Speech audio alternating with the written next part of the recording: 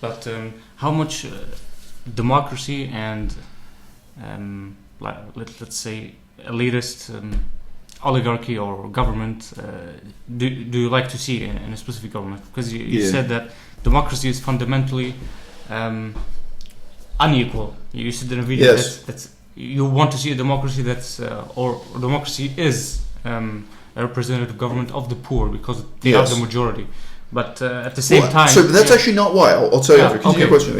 But at the same time, as we mentioned earlier, like we said that like positive moral change, like at the end, there has to be somewhat enforced from this government elite from above. Right. Like how do you reconcile those two views? Like it's kind of hard to see.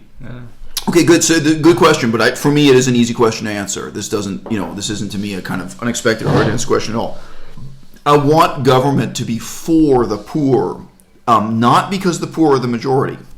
In Canada, I don't think the poor are the majority. Maybe 20% of people in Canada. Maybe it's 30%. It's how we define it, but it's way less than 50%. So, but in Canada, depending on it may be 10%. I mean, not that Canada's a very rich country, but you just came from Luxembourg.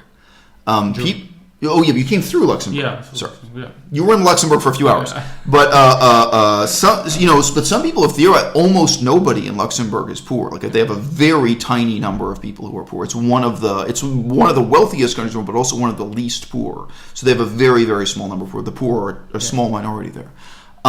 So it's not now. Of course, it's a question what percentage of people are poor in China, but Laos or Cambodia.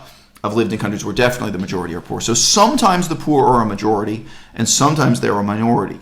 It is not because the poor are the majority that I want government by the poor and for the poor. It's because the poor are the people who need government help, who need government infrastructure. So, even in the example of, so let's say you have a train system. The train system, it doesn't really matter if it works well for the rich. Now, if it does, that's nice. Like, it's nice if there's a first-class carriage where rich people can drink champagne. You can have a swimming pool on the train, so rich people can pay $100 and go swimming. You can have a sauna. I don't care. That doesn't really matter for society. But it's tremendously important that you have seats on the train that are so cheap or subsidized that an unemployed poor person looking for a job can take the train from city to city and go and do job applications or go and get government benefits or go to the hospital, right? Now, again, like hospitals, I could go on with a million examples. If hospitals don't work for the rich, they have alternatives, they have options, they have ways to cope because they have money. Yeah. The poor need those government services. Now, I can say this to some extent about education, et cetera, et cetera. It is a little bit different. It's not really the same for education as it is for a train service. But broadly speaking, you get my point. Now, I have never known in the history of the world a society where the rich were so marginalized and voiceless that we really had to worry about them not being, that the government ignored them. The government just doesn't care about the millionaires who own factories. Their voice is not being heard in government. But it's theoretically possible.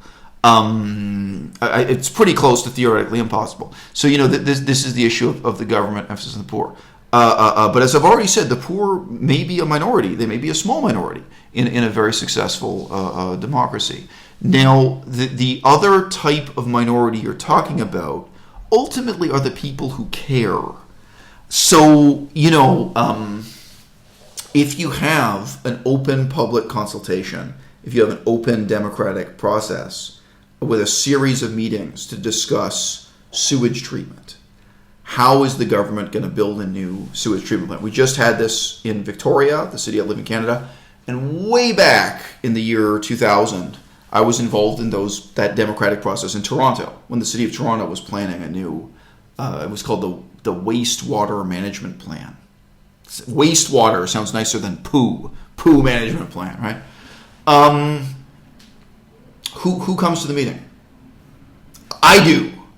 I'm the kind of person who comes. I care about ecology. I care about politics. I care about those things. But if you don't force people to go against their will, that is going to be a minority of people. Now, I think actually there are questions of maybe not forcing people, but incentivizing people, creating a culture and even an economy where there are enough positive incentives that, I mean, you know, maybe you have to have a minimum. We say, look, if we don't have 10% of people participating in this, we're not going to make the decision at all. Look, we have to have a certain percentage of the public really involved in this process. Otherwise, we're not going to commit $10 billion to this, because the costs of these decisions can be huge. Yeah. You know, maybe there is. In ancient Athens, they would pay a salary to people. They would pay 3 obols a day for you to come to an important public meeting, and 1 obol a day if it was a less important meeting. So you would get paid a little bit of money to come and spend all day. Now, there are other things involved. There is a role of intelligence and education involved, but these people are going to choose themselves. I've sat down and gone through technical documents about air pollution, water pollution, and stuff. And when I was in Cambodia and Laos, they were different. In Laos, I got deeply involved in government policy on rubber farming, on the different types of agriculture and farming the government's making. I'm not an expert in agricultural engineering, and you're not either. Trust me, you're smart enough to sit down and read that stuff. You know, and part of it is when you see something you don't understand, going and finding a book, going and looking it up, figuring out what's going on here, being able to scrutinize the statistics. So you don't need to be an expert in agriculture or sewage treatment or anything, but you need to be someone with a kind of public spirit and sense of responsibility and curiosity and verve and tenacity. And not everybody can care about every issue, right? So in saying a minority of people are going to care, that ultimately a minority of people are going to be involved in the decision, I don't mean the rich or the poor. I mean that when you have real democracy, not everyone is going to be committed on every issue. Now, is that a problem? Yes. Gay rights, as an example. 2 types of people in Canada were highly motivated about gay rights. People who were gay themselves and the Catholic Church. And they were on opposite ends. So at that time, I mean, I don't remember Islam being a major player in Canada. We have a lot of Catholics in Canada. We didn't at that time have very many Muslims, but I'm sure also, you know, conservative Muslims had a position on it and so on.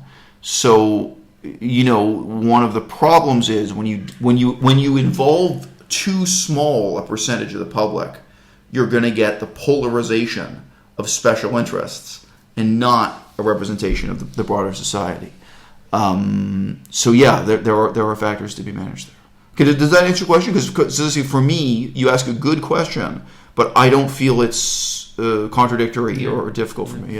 Yeah. I just wanted to know like the underlying unifying philosophy. Like sometimes I just get bits and pieces of your views and just want to connect them.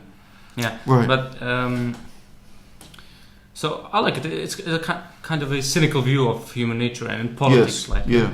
It's. But the best thing in life is when those minorities can choose themselves. When people can choose themselves. So you know, even something like museums and art, you cannot leave questions about art in the hands of people who happen to be born rich, which in most societies is what it is. Someone is born rich. Their great-grandfather bought many paintings. Maybe they have paintings, like here in Europe, there are people, their great-grandfather bought paintings and put them in a castle. And now here they are today, and they don't care about art, whatever, and they're in this powerful position in the art world. They have money, they have an old collection of paintings, and they're going to be influential that way. How do people, how does the public, how does a democracy make questions about art, answer questions about art that really affects the public and that involve millions and millions of dollars of taxpayers' money? You know, tremendous costs. With tremendous long-term consequences. You know, that's a situation where it's so fundamentally elitist in its bias, even aristocratic in its bias, that it's very hard to create a meaningful democratic, you know, process that'll involve people. And where, I mean, definitely the vast majority of the poor, they don't care. They don't think it's their issue. You know, they're not going to be motivated even in the same way they may be motivated on gay rights or something. So these are challenges. Yeah, these are. Sorry, you say. Sorry, I was pointing. You saying it's a cynical view of human nature.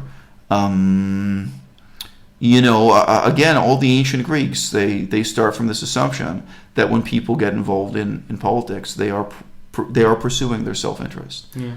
Their interest as a person or as a class. But I mean, you're an example of this. So you used to think about veganism in terms of your health, which is one kind of self-interest, and then it broadened. You started thinking about it in terms of ecology and in terms of politics. It's all self-interest, but you've become more and more enlightened in your self-interest. Yeah. And your self-interest is aggrandizing and involves other people in the whole world, your whole country. Takes on these other dimensions. Yeah. So I mean, self-interest is not necessarily narrow and is not necessarily destructive or focused on your own entertainment or something. Yeah. I sense John Adams behind the statement. Well, okay. All right. Yeah.